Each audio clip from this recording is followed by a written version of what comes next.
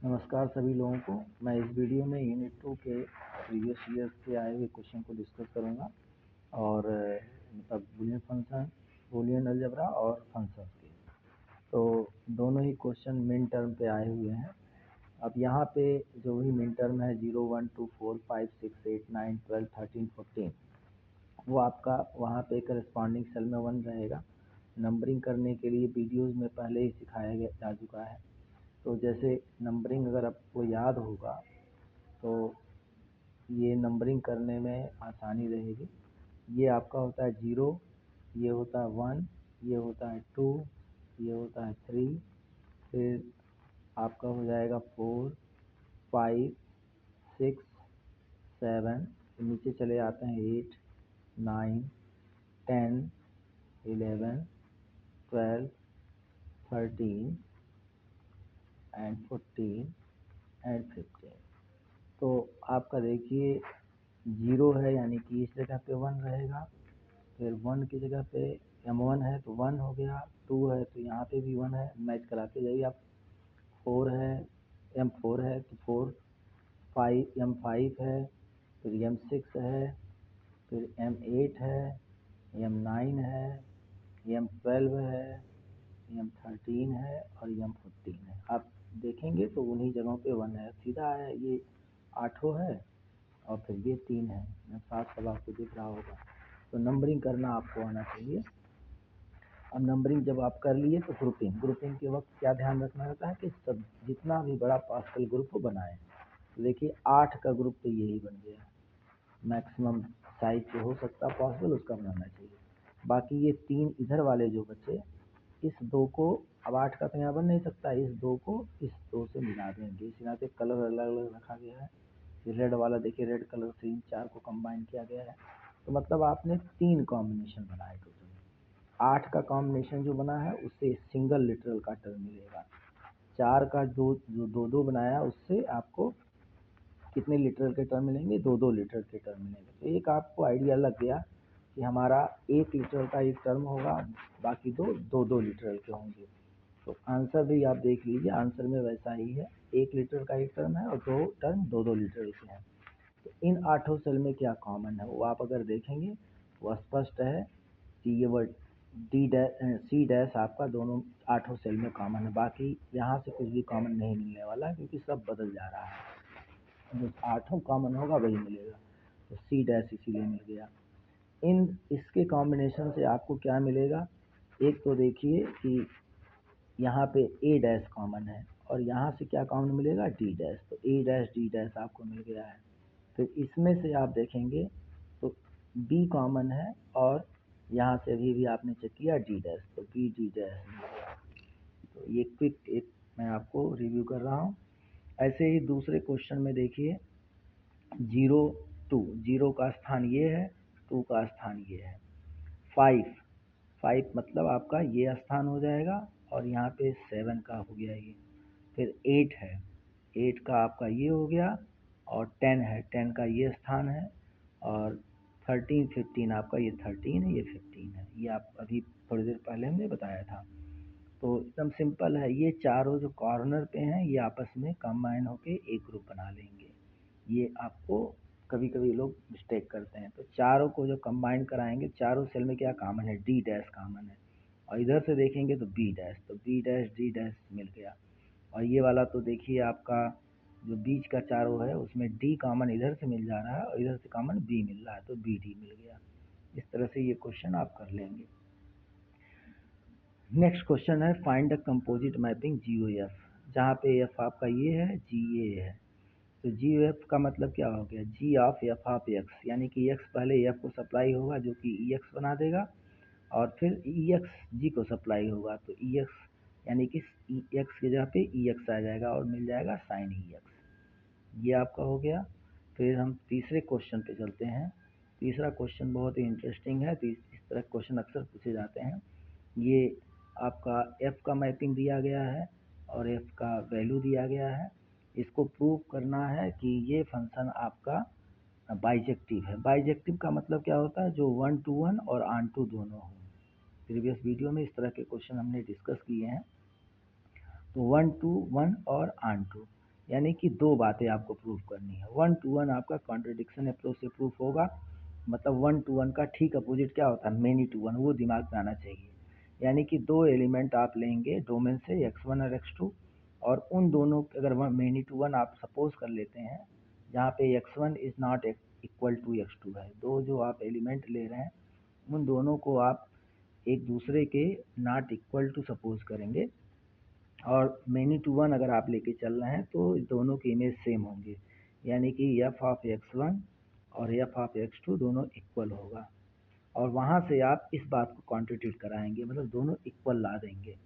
तो अगर हमने यहाँ पे वैसे a और b लेके लिया है x1 x2 की जगह पे, तो वो आप a b लेके यहाँ से देख सकते हैं। वैसे मैं यहाँ पे x1 x2 लेके चल रहा हूँ, तो यहाँ से आपका x1 माइनस 1 अपान x1 माइनस 3, और फिर आपका x2 माइनस 1 अपान x2 माइनस x2 माइनस 3 हो जाएगा। इसको जब आप सॉल्व करेंगे तो आपको x1 इक्वल टू x2 मिल जाएगा। तो जैसे ही x1 इक्वल टू x2 मिलेगा आपका, वैसे ही, क्योंकि देखो सॉल्व करोगे तो क्रॉस मल्टीप्लाई करेंगे तो एक टर्म आपका, इन दोनों को क्रॉस मल्टीप्लाई करेंगे तो क्या मिलेगा, x1 x2, फिर माइनस 3x1, फिर आपका -1 जब मल्टीप्लाई होगा तो -x2 मिलेगा, -1 -3 के साथ मल्टीप्लाई होगा +3 मिलेगा। इसी तरह से दूसरे साइड में आपका जब ये वाला करेंगे तो x1 x3 मिल जाएगा, और फिर उसके बाद क्या मिलेगा, -x1 मिलेगा, फिर क्या मिलेगा, -3 मल्टीप्लाई होगा तो -3x2 मिल जाएगा, -3x2, और -3 जब -1 से मल्टीप्लाई होगा तो +3 मिल जाएगा। अब देखिए x1 x2 आपका कट गया, ये x1 x2 है, x1 x2 कट जाएगा, फिर आपका 3 भी कट जाएगा, बचेगा इधर -x2 और -3x1, -x2 और -3x1, और राइट साइड में क्या बचा हुआ है, राइट साइड में बचा हुआ -x1 -3x1, -3x2, और x1 को एक तरफ कर दीजिए, x2 को एक तरफ कर देंगे, तो ये उधर जाएगा जब तो प्लस हो जाएगा, तो यानी कि -2x1 LHS में आ जाएगा, और x2 जब इधर ले आएंगे तो इधर -2x2 बच जाएगा।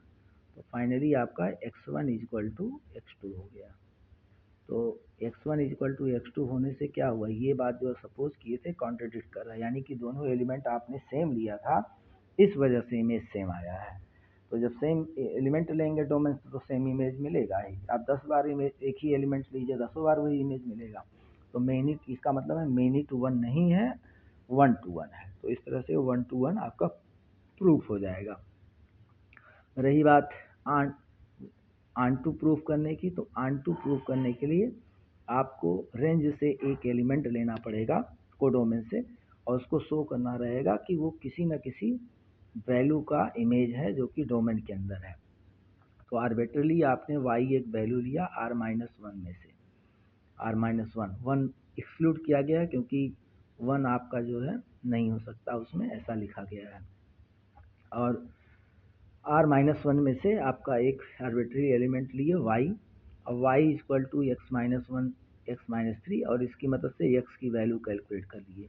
तो x की वैल्यू कैलकुलेट करने के बाद आपका आया ये चीज़।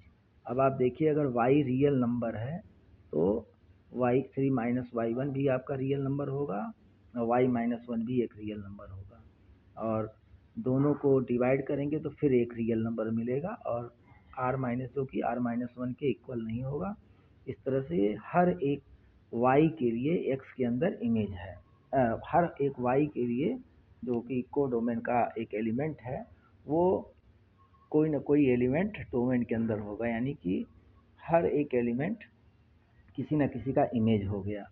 इस तरह से 1 to 1 आपका प्रूफ हो गया। जब 1 to 1 और ऑन टू प्रूफ हो गया तो फिर आपका फंक्शन बाइजेक्टिव हो गया। रही बात जो अगला पार्ट है कि इसके अंदर इसका इन्वर्स भी फाइंड करना है, कंप्यूट द इन्वर्स। तो इन्वर्स अगर फाइंड करना रहेगा तो आप y इज इक्वल टू ये बात लिखेंगे और इसकी मदद से x कंप्यूट कर लेंगे, और जैसे ही x कंप्यूट करेंगे x को रिप्लेस कर देंगे f इनवर्स 1 से। यहाँ पे f-1 लिखा गया है, फॉन्ट चेंज हो गया है। तो एफ माइनस वन नहीं, बेसिकली एफ इनवर्स है, और एक्स को एक्स ही, वाई को एक्स बना देंगे। मतलब जो भी कुछ यहाँ कैलकुलेट किए हैं सेकंड लाइन में, वाई को रिप्लेस, एक्स को रिप्लेस कर दीजिए किससे, एफ इनवर्स एक्स से, और वाई को किससे रिप्लेस करेंगे, एक्स से। तो ये वाली लाइन इस लाइन में कन्वर्ट हो जाएगी, तो एफ इनवर्स एक्स आपका कैलकुलेट हो गया। तो एफ इनवर्स एक्स लिखा गया है, ना कि एफ माइनस वन लिखा गया, इसको ऐसे रीड करिए, एफ इनवर्स एक्स की तरह से। एकरमैन फंक्शन मैंने प्रीवियस वीडियो में डिस्कस किया है, प्रीवियस वीडियो को आप देख सकते हैं। और एकरमैन फंक्शन ये याद होना चाहिए आपको कि एकरमैन जब तक ए टू वन की वैल्यू तभी कैलकुलेट कर पाएंगे जब एकरमैन फंक्शन याद रहेगा। एकरमैन फंक्शन में अगर एम इक्वल टू जीरो है तो ए एम एन की वैल्यू एन प्लस वन आती है। अगर एम ग्रेटर दैन जीरो है और एन इक्वल टू जीरो है तो एकरमैन फंक्शन की वैल्यू ये होती है, और अगर दोनों ही पॉजिटिव यानी ग्रेटर दैन जीरो है तो उसकी फंक्शन ये होती है। तो क्विक रिव्यू कर दे रहे हैं, वैसे हालांकि प्रीवियस वीडियो आप देखिएगा, प्रीवियस वीडियो में इसको डिस्कस किया गया है। अब जैसे ही टू वन मिला, थर्ड केस अप्लाई होगा, क्योंकि दोनों ही पॉजिटिव है, एम भी पॉजिटिव है और एन भी पॉजिटिव है। तो थर्ड केस जब अप्लाई करेंगे तो एम माइनस वन हो जाएगा, और फिर एकरमैन फंक्शन के अंदर एकरमैन फंक्शन रिकर्सिवली कॉल हुआ है, जहाँ पे एम ही रहेगा और एन माइनस वन हो जाएगा। तो one minus one equal to zero, इस नाते यहाँ जीरो लिखा गया है, और एम की वैल्यू टू है तो टू रहेगा। अब इस जब तक ये नहीं सॉल्व होगा तब तक आगे बात बढ़ेगी नहीं। लेकिन ये कौन सा केस है, सेकंड केस है, सेकंड केस, क्योंकि एम ग्रेटर देन जीरो है और एन जीरो के बराबर है। तो उसमें कहा गया एम को रिड्यूस कर दीजिए बाई वन और एन को वन बना दीजिए। तो यही चीज़ किया गया, टू एम की वैल्यू टू से घट के वन हो गई है और एन की वैल्यू वन हो गई है, अपडेट हो गई। फिर आप थर्ड केस पे पहुंच गए। तो थर्ड केस पे जब पहुंचेंगे, थर्ड केस में क्या कहा जाता है, एम को रिड्यूस बाई वन, और उसके अंदर फिर एकरमैन फंक्शन कॉल करिए जिसमें यम रहता है और एन बाई वन रिड्यूस हो जाता है। तो वन वन में देखिए यम वन है, वन ही है, और एन वन है तो one reduce by one reduce होकर जीरो हो गया है। फिर आप देखिए ये सेकंड केस फिर बन गया। सेकंड केस में आप कहते हैं एम को बाई वन रिड्यूस करिए और एन को जो है वो आप वन बना दीजिए। तो वन, ये वन बाई वन रिड्यूस होगा तो जीरो हो जाएगा, और एन को वन बना देंगे। अब ये आपका जो भी है ए जीरो वन, ये आपका केस वन हो गया। केस वन के नाते ये रिड्यूस होके एन प्लस वन यानी कि वन प्लस वन टू हो गया। फिर अगेन इसमें देखिए केस वन हो गया तो टू प्लस वन हो जाएगा यानी कि थ्री आ गया। अब थ्री जैसे ही आया आप सीधे थर्ड केस में पहुंच गए। थर्ड केस में जब पहुंचेंगे तो यम को क्या कहता है, यम को रिड्यूस करता है बाई वन। तो यम को रिड्यूस किया वन से, जीरो हो गया, और एकरमैन फंक्शन फिर उसके अंदर कॉल हुआ तो उसमें यम ही रहता है और एन माइनस वन हो जाता है। तो टू से रिड्यूस होके वन हुआ है और यम वन की जगह पे वन ही है। फिर ये थर्ड केस ही अप्लाई होगा। थर्ड केस अप्लाई होगा तो एकरमैन फंक्शन के अंदर फिर कॉल होगा एकरमैन फंक्शन। तो पहले तो यम माइनस वन करेंगे, वन रिड्यूस होके आपका जीरो हो जाएगा, और जो है एकरमैन फंक्शन जब उसके अंदर कॉल होगा तो यम में रहता है और एन बाई वन रिड्यूस हो जाता है। तो वन जीरो इसलिए लिखा गया है। वन जीरो जो है आपका वो सेकंड केस बता रहा है, उसमें कहता है यम को बाई वन रिड्यूस करिए। तो वन बाई वन रिड्यूस हो गया, जीरो हो गया, और एन को आप वन बना देते हैं तो जीरो से ये वन हो गया। अब सारा केस जो है फर्स्ट केस हो गया, पूरा सब ओवरऑल फर्स्ट केस हो गया। तो ये ए जीरो वन आपका वन की तरह से, वन प्लस वन टू की तरह से बाहर हुआ, और उसके बाद फिर ये फर्स्ट केस अप्लाई हुआ, टू प्लस वन थ्री हो गया। फिर ये फर्स्ट केस अप्लाई हुआ, थ्री प्लस वन फोर हुआ, फिर finally four plus one five हो गया। अब आते हैं अगले केस में, अगले क्वेश्चन पे। अगला क्वेश्चन नंबर 5 है। क्वेश्चन नंबर 5 में ये कहा गया है कि justify that F such that A is mapping to B, G mapping to G such that B mapping to C, 1 to 1 onto function, then GOF is also 1 to 1 onto function। तो इस चीज़ को आप देखिए कैसे किया गया है। ये 1 to 1 और ऑन टू दोनों को दिया ही गया है एफ जी। तो उसका मतलब होगा कि हर एक जो इमेज है अलग अलग एलिमेंट के लिए एक नहीं हो सकता, लेकिन कॉन्ट्राडिक्शन अप्रोच से किया गया है प्रूफ इसको। दो एलिमेंट लिए गए हैं x1 और x2, और अगर F of x1 equal to F of x2 लेंगे तो मतलब ये हो जाएगा कि x1 इक्वल टू x2। अगर आप दोनों को अगर कॉन्ट्रडिक्शन से ना करके सीधे आप प्रूव करते हैं तो दो अलग अलग एलिमेंट का इमेज सेम तभी होगा जब दोनों एलिमेंट सेम हों। तो यही बात यहाँ पे जस्टिफाई की गई है, और यही बात यहाँ पे भी जस्टिफाई की गई है। अगर मान लीजिए GOF ऑफ x1 और GOF ऑफ x2 करते हैं इसी दोनों एलिमेंट के लिए, तो आप प्रूव करेंगे एफ ऑफ x1 और एफ ऑफ, पहले x1 x2 किसको मिलेगा, f को मिलेगा इधर भी और इधर भी मिलेगा। तो एफ ऑफ x1 और एफ ऑफ x2 चूँकि सेम है तो g of f of x1 g of f of x2 इस तरह से काम करेगा, और x1 इक्वल टू x2 हो जाएगा। इसलिए GOF भी आपका 1 to 1 1 है। इसी तरह से ऑन जब आप प्रूव करेंगे तो G such that B to C on ये आप सपोज करें क्योंकि क्वेश्चन में ये दे रखा है। तो एक एलिमेंट Z लेंगे C के अंदर, C सेट के अंदर, जिससे ये जिसका जो ये रहेगा किसी न किसी का इमेज हो, ऐसी बात आपको प्रूव करनी रहेगी। तो Y belongs to B, Y मतलब बिलोंग्स टू B आप लेंगे जिसका इमेज Z होगा। तो इसी नाते GY इक्वल टू Z लिखा गया है। If Y belongs to B, then there exists some pre-image in A, मतलब F के करस्पॉन्डिंग की बात बोली जा रही है। तो वहाँ पे भी कोई एक मान लेते हैं X एलिमेंट है जिसका इमेज Y है, तो F of X equal to Y हो जाएगा। अब यहाँ से जब GOF आप कैलकुलेट करेंगे तो सबसे पहले X किसको मिलेगा, F को, तो F ऑफ X कन्वर्ट हो जाएगा किस चीज़ में, Y में, और G ऑफ Y कन्वर्ट हो जाएगा Z में। ये सारी बात यहाँ एज्यूम की गई है। देखिए GY इक्वल टू Z है, F ऑफ जो X इक्वल टू Y है, ये सारी बात यहाँ पे ऊपर कहीं ना कहीं लिखी गई होगी, वहाँ से आप देख सकते हैं। तो इस तरीके से हर Z के लिए कोई ना कोई एक एलिमेंट आपका G के अंदर रहेगा। प्रूफ उसी चीज़ का यहाँ पे किया गया है इन्वर्स के लिए, मतलब इन्वर्टिबल जो ये सेकंड पार्ट है इसके लिए। तो इन्वर्स फंक्शन जो होता है उसी का, जो इन्वर्टिबल होता है उसी का इन्वर्स कैलकुलेट कर सकते हैं। तो GOF of inverse equal to this one होता है, मतलब चेंज हो जाता है सीक्वेंस, F आपका पहले आ जाता है, G बाद में आ जाता है। तो अगर आप F of x1 equal to y मान रहे हैं, G of y1 equal to W1 मान रहे हैं, तो आप अगर LHS को कंप्यूट करेंगे तो LHS में आपका x1 सबसे पहले F हो जाएगा, और F ऑफ x1 को वो बना देगा जैसा आप एज्यूम किए होंगे उस हिसाब से y1, और G ऑफ y1 W1 हो जाएगा जो कि यहाँ पर आप एज्यूम किए हैं। ऐसे जब इसको कैलकुलेट करेंगे तो F1 W1 आपका किसके पास जाएगा, ये चीज़ इसके बराबर जो आपको प्रूफ करने के लिए दिया गया उसी के हिसाब से हम कर लिए, जिससे दोनों वैल्यू सेम आ जाएगा तो बात सही हो जाएगी।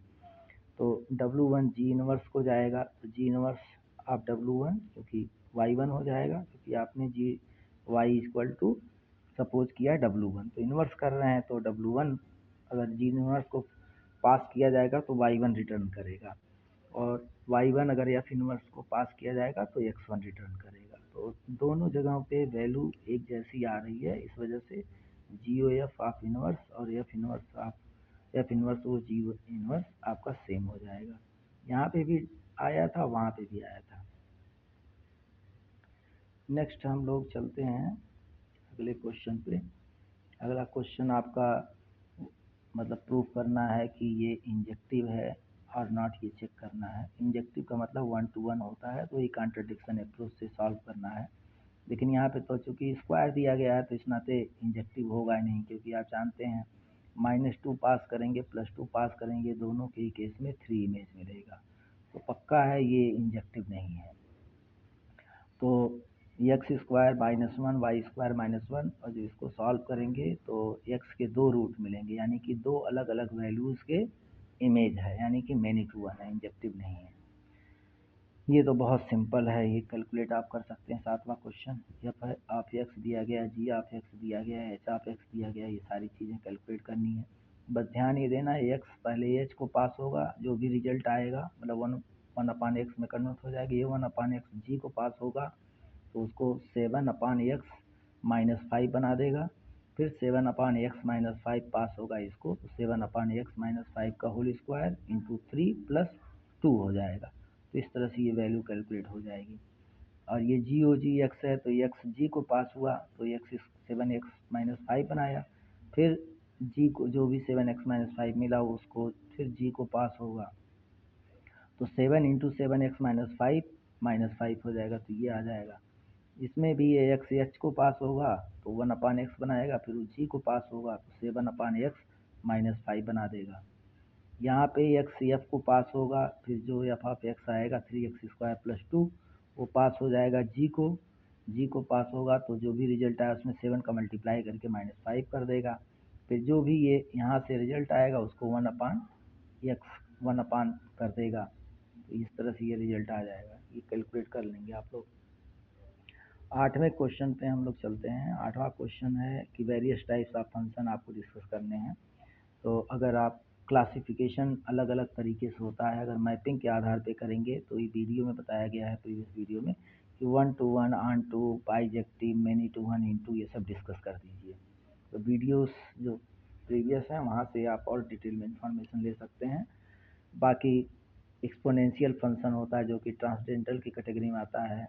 अलजेब्रिक के हिसाब से 2-4 लिख दीजिए, लीनियर, क्वाड्रेटिक, पॉलिनोमियल, रेशनल, ये सब लिख सकते हैं। ट्रांसडेंटल के हिसाब से एक्सपोनेंशियल लिख सकते हैं, और ट्रिग्नोमेट्रिक फंक्शन होता है, वही सब डिस्कस किया गया है। तो अलजेब्रिक के हिसाब से आपका देखिए लीनियर, क्वाड्रेटिक, पॉलिनोमियल, रेशनल, ये सब कवर किए गए हैं। ऐसे ट्रांसडेंटल के हिसाब से आपका एक ट्रांसडेंटल था, उसमें शायद ट्रिग्नोमेट्रिक फंक्शन वगैरह था। Trigonometric function sin x cos x discuss कर दीजिए, एक्सपोनेंशियल फंक्शन डिस्कस कर दीजिए, ये 4-5 डिस्कस कर देंगे, हो जाएगा। प्रीवियस वीडियो आप देख लीजिएगा, उसमें से आपको मिल जाएगा। नेक्स्ट जो है आपका फंक्शन 9th क्वेश्चन है। 9th क्वेश्चन में आपको अलजेब्रिक मैनिपुलेशन के आधार पे दिया गया है। इस दोनों बातों को सेम प्रूव करना है, तो बहुत आसान है। तो यहाँ पे डी मॉर्गन लॉ लगेगा, बी सी डैश हो जाएगा, बी डॉट सी डैश, और ये वाला आपका बी डॉट सी रहेगा। फिर इसमें भी डी मॉर्गन लॉ लगेगा तो ए डैश डॉट बी हो जाएगा, और फिर बाहर सी एंड है, और फिर ओपन कर देंगे ब्रैकेट। तो ब्रैकेट जब ओपन करेंगे तो ए डैश इसके साथ चला जाएगा, ए डैश इसके साथ चला जाएगा। तो इस तरह से, या बी कॉमन ही ले लिया गया है, बी कॉमन लेके भी कर सकते हैं। बी कॉमन लेंगे तो फ़ायदा हो जाएगा, सी डैश प्लस सी आपका 1 हो जाएगा, तो केवल ए डैश बी बनेगा और A dash dot B dot C बनेगा। फिर ए डैश बी आप कॉमन ले लेंगे, ए डैश बी कॉमन लेंगे, A dash dot B common लेंगे तो 1 + सी जो कि 1 में रिड्यूस हो जाएगा, तो ए डैश डॉट बी आपका फाइनल रिजल्ट आ जाएगा। वही आपको प्रूव करना था। लास्ट क्वेश्चन के मैप पे है, क्वेश्चन 1 को रेफर करके सॉल्व कर सकते हैं। ये एक क्वेश्चन है जो कि अब सिलेबस में फंक्शन में पूछा जा सकता है यूनिट 2 में, तो मैं डिस्कस कर दे रहा हूँ। सीलिंग फंक्शन पे बेस्ड ऑन है। तो सीलिंग फंक्शन क्या करता है कि जैसे 3.5 है तो फ्रैक्शनल पार्ट को 1 बना देता है, यानी कि 4 में बाहर कर देता है। 3.01 भी अगर आप इनपुट करेंगे तो इसको भी 4 बना देगा, मतलब इंटीजर पार्ट से जस्ट एक आगे कर देता है। तो अगर यह चीज़ आप कंसीडर करिए, प्रूव करना है इसके बराबर। तो यहाँ पे देखिए एक्स को हमने 2 पार्ट में ब्रेक किया है, इंटीजर पार्ट और फ्रैक्शनल पार्ट। ऐसे वाई को भी 2 पार्ट में ब्रेक किया है, n + f2 लिखा है, मतलब फ्रैक्शनल पार्ट को आप मतलब एक्सप्लिसिटली शो कर दिए हैं, तो एक्सपोज किए हैं फ्रैक्शनल पार्ट को। तो अगर आप इस हिस्से में इनपुट करेंगे तो ये हो जाएगा m + n + f1 + f2, इस तरह से हो जाएगा। तो अब f1 + f2 इस बात पे डिपेंड करता है कि दोनों का सम 1 से ग्रेटर है कि 1 से स्मॉलर है। कि भाई अगर मान लीजिए 0.3, 0.4 ऐसे f1 f2, तो दोनों ऐड करेंगे 1 से स्मॉलर आएगा। लेकिन अगर 0.3 और 0.8 ऐड करेंगे तो 1.1 आ जाएगा, मतलब 1 से एक्सीड कर जाएगा। तो उसी आधार पे 2 केस लिया गया। अगर ग्रेटर देन 1 है तो ये चीज़ जो हो जाएगी, ये पूरी चीज़ 2 के बराबर हो जाएगी जब सीलिंग फंक्शन लगाएंगे, क्योंकि 1.1 जो हो जाएगा वो 2 हो जाएगा। तो इसी नाते ग्रेड जब सीलिंग फंक्शन लगाएं तो m plus n plus to किया गया है। और इसको देखिए, ये अगर सीलिंग फंक्शन आप x में लिखेंगे m प्लस f1, तो ये m प्लस वन के बराबर आएगा। ऐसे ही दूसरा वाला n प्लस वन आएगा, दोनों ऐड करेंगे तो क्या आएगा, m plus n plus to आएगा। तो LHS इक्वल टू RHS हो गया, m plus n plus to यहाँ भी आया और इसमें भी आया, तो दोनों बराबर है, प्रूफ हो गया। दूसरे केस में अगर f1 प्लस f2 मान लीजिए स्मॉलर देन वन या इक्वल टू वन है, तो उस सिचुएशन में ये भी चीज़ आपकी m plus n plus one रहेगी और ये भी चीज़ आपकी जो है m plus one n plus one होगा। तो ये दोनों चीज़ें जो हो गई आपस में इक्वल नहीं होंगी। तो इस वजह से चूँकि ये m plus n plus two आ रहा है और ये आपका आ रहा है m plus n plus one, तो ये चीज़ आपका दोनों एक सिचुएशन में इक्वल है और एक सिचुएशन में नॉट इक्वल है। तो इस नाते ये जो भी प्रूफ दिया गया है वेदर करके दिया गया है कि नहीं है, तो नॉट इक्वल टू ही आएगा, इक्वल टू नहीं आएगा, क्योंकि दोनों केस हमें कंसीडर करना रहेगा। Thank you.